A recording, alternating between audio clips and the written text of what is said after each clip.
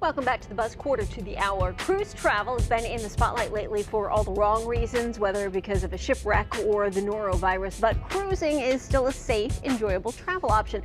Novelist Kristin Harmel is here today to talk to us about the reasons why you should consider cruising for your next vacation. Welcome, Kristin. Hi, how are you? So, cruises, good value.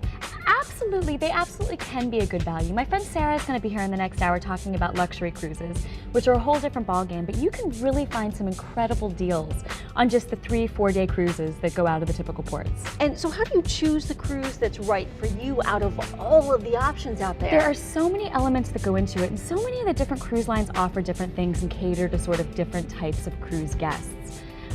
So you really kind of want to do your research before you decide which kind of cruise to book. And that really involves a lot of looking around online. We'll actually have some links on galtime.com that will help you to do that. Then you say consider the length of the cruise. Yeah, that's one thing to think about when you're trying to figure out what sort of cruise to book. You could go for a 3-day cruise, which is just kind of a quick, easy, time to get away. I like 3- and 4-day cruises. There are also 7-day cruises.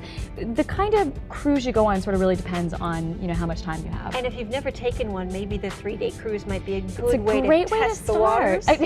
No pun intended, right? Exactly. Absolutely. Then begin shopping for the price. Yeah, I generally start on Travelocity.com. I think they have a really good cruise search engine. And then I will often, once I sort of have an idea of what the prices begin at, I will hit the specific cruise sites and see if they offer special deals.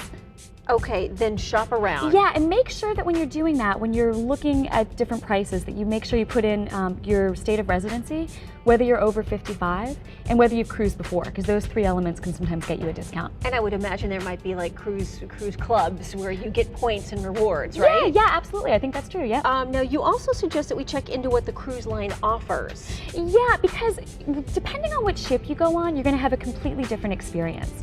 Some of them really cater toward young people, some of them cater toward more middle-aged people, some of them cater toward families, some of them cater toward singles. So you really want to look and see what each cruise ship has on board, what kind of activities. And you can do that at the individual cruise sites or at a site that I really like called cruisecritic.com. Okay. And my mom actually introduced me to cruisecritic.com. She's a big cruiser, we love cruising. You can go on that site and actually find out specifically about each cruise ship, kind of what some of the prices are. You can even find things like the menus in the dining rooms, which is fantastic. And I know sometimes they have specialty cruises with Rick Springfield or New Kids on the Block. They do. Yeah. I've been on a boat called the Rock Boat, which is basically a huge floating music festival at sea, and also a chubby checker. All right, Kristin, thank you. In the next hour, travel writer Sarah Sakula will be joining us to talk about the other end of cruising, luxury cruising.